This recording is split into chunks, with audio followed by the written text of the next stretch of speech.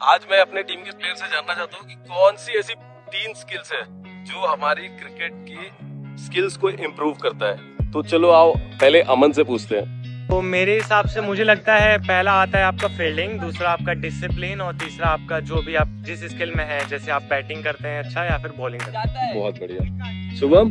पहले होता है टीम में कोऑर्डिनेशन होनी चाहिए, उसके बाद में हमारी जो बैटिंग स्किल है, अगर मेरा जो शॉट सिलेक्शन है जो मैं रेगुलर बेसिस पे खेलता हूँ वही मुझे खेलना चाहिए। तीसरा? और तीसरा ये है कि टीम को सबको साथ में लेकर चलना चाहिए, अपने हार जीत होती रहती है और टीम में हमारी दोस्ती बनाए रखे। केशव? सबसे पहले तो अपना आता है कॉन्सेंट्रेट, फिर आता है हार्ड वर्क और सबसे मोस्ट इम्पोर्टेंट जो अगर बैट्समैन हो या बॉलर हो, माइंड सेट। इन लोगों से मैंने जान लिया है और मेरे हिसाब से जो 3 सबसे ज्यादा इंपॉर्टेंट चीज है, एक तो जैसा केशव ने बताया माइंडसेट, वो बहुत ज्यादा जरूरी है। चाहे बैटिंग करो चाहे बॉलिंग करो, वो बहुत ज्यादा जरूरी है। दूसरा शुभम ने जैसे बताया टीम कोऑर्डिनेशन होना ही चाहिए। अगर टीम कोऑर्डिनेशन नहीं है तो फिर हम कुछ नहीं कर सकते। और तीसरा जैसा अमन ने बताया कि आपको अपनी स्किल पे भरोसा रखना है। बस जो भी आप कर रहे हो, बैटिंग बॉलिंग जो भी कर रहे हो, उस पर भरोसा रखो, बस आप अपने आप कर लोगे। टेनिस क्रिकेट में बॉलिंग करना भी बहुत ही इंपॉर्टेंट चीज है। तो कैसे बिगिनर एक अच्छा बॉलर बन सकता है, उसके लिए मैंने अपनी टीम के सबसे बेस्ट बॉलर को लाया है जो कुछ एक्सपर्ट एडवाइस दे। तो विशाल, आपके हिसाब से अगर टेनिस में एक अच्छा बॉलर बनना है तो आपके लिए क्या चीज़ें इंपॉर्टेंट है, वो 2-3 चीज़ें अगर आप बता दें। जेन्युइनली चाहिए कि आप एक अच्छा पेस से बॉल को जनरेट करो। तो you need to hold the ball with this, और ये जो ग्रिप होता है ना, ये जो उंगली है ना, ये बहुत इंपॉर्टेंट होता है। वेरी प्लेस इट, अगर आप इसको यहाँ रखते हैं, यहाँ रखते हैं, यहाँ रखते हैं। समटाइम्स मुझे अगर बॉल को बहुत तेज़ी से स्किड कराना है तो व्हाट डू आई डू, मैं इस पर्टिकुलर उंगली को थोड़ा सेपरेट रखता हूँ। तो what I usually hold the ball normally ऐसे लाइट तरीके से, और फिर मैं इसको नॉर्मली क्या करता हूँ, रिलीज़ करता हूँ और हल्के हैंड से रिलीज़ करता हूँ। अगर मुझे टप्पा चाहिए, इस पर्टिकुलर टप्पे को बॉल डालना है, मैं होल्ड इट स्ट्रांगली, तब मैं थोड़ा ग्रिप को हार्ड रखता हूँ।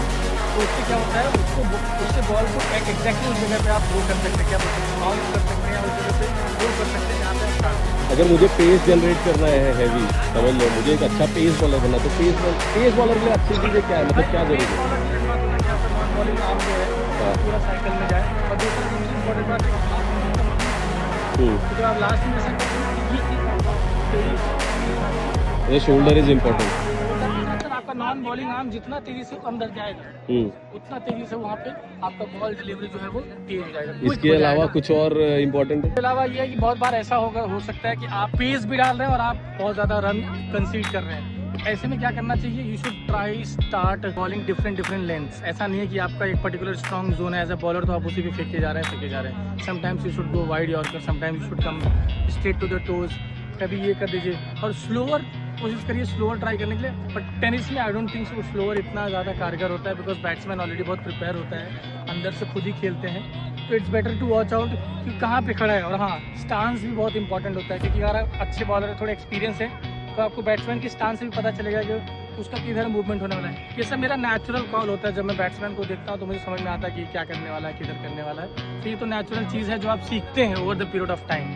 सो these are certain tips and tricks जो आप यूज़ कर सकते हैं to become a great bowler in tennis cricket. Thank you Vishal, आपने मुझे जो गाइडेंस दी, डेफिनेटली ये कुछ नए बॉलर जो पेस डालना चाहते हैं उनके लिए हेल्पफुल होगी।